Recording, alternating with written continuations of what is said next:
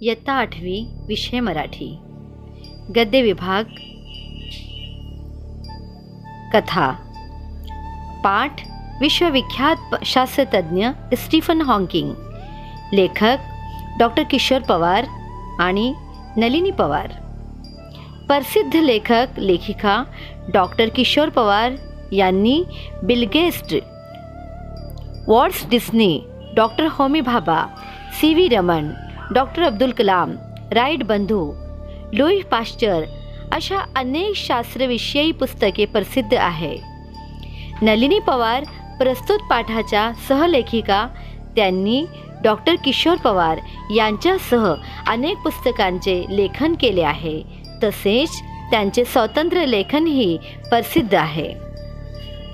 विश्वविख्यात शास्त्रज्ञ Stephen Hawking ह्या पाठात आपल्याला दर्शविला आहे की परिस्थितीची गुलाम न बनता परिस्थितीला आपला गुलाम बनवण्याचा विलक्षण जिद्द हा स्टीफन हॉकिंग यांच्या व्यक्तिमत्वाचा विशेष पैलू सर्वांना प्रेरणा देणारा आहे.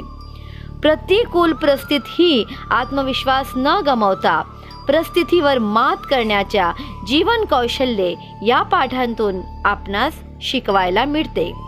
प्रस्तुत पाठ हा विश्वनिर्मितीचा शोध घेणारा मृत्युंजय शास्त्रज्ञ स्टीफन हॉकिंग या पुस्तकातून घेतला आहे.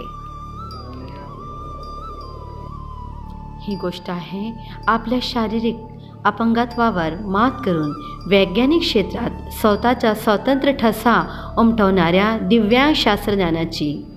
हे दिव्यांग शास्त्रज्ञ म्हणजे स्टीफन हॉकिंग.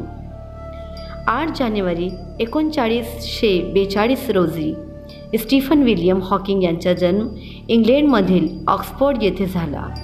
लहानपणापासून त्यांना विज्ञान विषयाची विलक्षण आवड. रेडिओतून आवाज कसा येतो, घड्याळ टिकटिक आवाज का करते त्याबद्दल त्यांना कुतूहल वाटत असे आणि त्यामागील कारण शोधण्याचा ते प्रयत्न करीत असे. गणित आणि भौतिकशास्त्र हे विषय त्यांना मनापासून आवडत. अभ्यासाबरोबरच फुरसतीच्या वेळात बोटी वळवण्याचा त्यांना छंद होता. शास्त्रज्ञ होण्याचे स्वप्न उराशी बागडून त्यांना ऑक्सफोर्ड विद्यापीठातील युनिव्हर्सिटी कॉलेजमध्ये प्रवेश घेतला.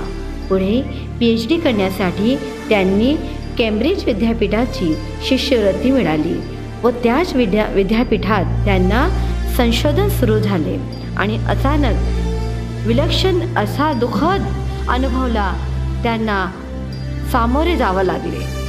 आपल्या बोटांची लेस बांधताना आपल्या बोटांची हालचाल व्यवस्थित होत नाही हे त्यांच्यात लक्षात आले. नातडाच्या सुटीत घरी असतानाच त्यांना होणारा हा त्रास त्यांच्या वडिलांच्या लक्षात आला. अनेक शारीरिक तपासण्यानंतर त्यांचा मोटर न्यूरॉन या रोगाने निदान झाले. अशक्तपणे, अडखळत बोलणे, अन्न गिळताना होणारा त्रास ही या रोगांची प्रारंभिक लक्षणे. हळूहळू स्नायूवरील नियंत्रण कमी होऊन या रोगात चालणे बोलणे बंद होते आणि सर्वात वेदनादायक म्हणजे आपल्या श्वासोच्छवासासाठी उपयुक्त असलेले स्नायूही दुर्बल होतात. आपले मरण पावले मया डोळा. अशा स्थितीत प्रारंभीच्या काळात विलक्षण निराशा, बेचैनी, अस्वस्थता हॉकिंग यांना अनुभवली. आपल्या वाटायला हे दुखणे का हा विचार त्यांना अस्वस्थ करून गेला.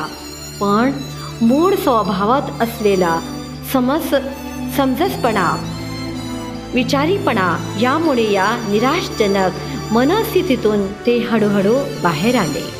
जन्मानंतर आलेल्या या गंभीर अपंगत्वावर मात करण्याची जिद्द त्यांच्या निर्माण झाली. या गंभीर परिस्थितीतून बाहेर पडण्याचे अनेक मार्ग त्यांना अवलंबले. असाध्य रोगामुळे चाकीची खुर्ची त्यांची साथीदार बनली. विद्यापीठाने त्यांना विविध सुविधा पुरवल्या. डॉक्टरेट पूर्ण झाल्यावर 1966 साली त्यांच्या एक शोध निबंधाला ॲडम्स प्राइज मिळाले. केम्ब्रिजमधील इन्स्टिट्यूट ऑफ ॲस्ट्रॉनॉमी या संस्थेत काम करण्यासाठी त्यांना निमंत्रित केले गेले. A brief history of time हे त्यांनी लिहिलेले प्रचंड लोकप्रिय पुस्तक. या पुस्तकाच्या 33 आवृत्त्या प्रसिद्ध झाल्या आहेत. गिनीज बुक ऑफ वर्ल्ड रेकॉर्डमध्ये या विक्रमाची नोंद केली गेली आहे. भौतिकशास्त्रातील उत्तम दर्जाच्या संशोधनासाठी दिला जाणारा अल्बर्ट आइन्स्टाईन पुरस्कार 1978 साली हॉकिंग यांना मिळाला. दुसरा आइन्स्टाईन अशी त्यांची ओळख निर्माण झाली.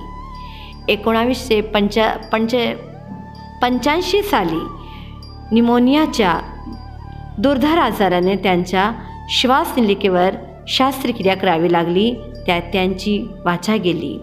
बोलण्याच्या मर्यादा आल्या तरी अडखंडपणे वैज्ञानिक संशोधनात ते व्यस्त राहिले. त्यांच्या 59वा वाढदिवस त्यांना भारतातील टाटा मूलभूत संशोधन संस्थेत साजरा केला.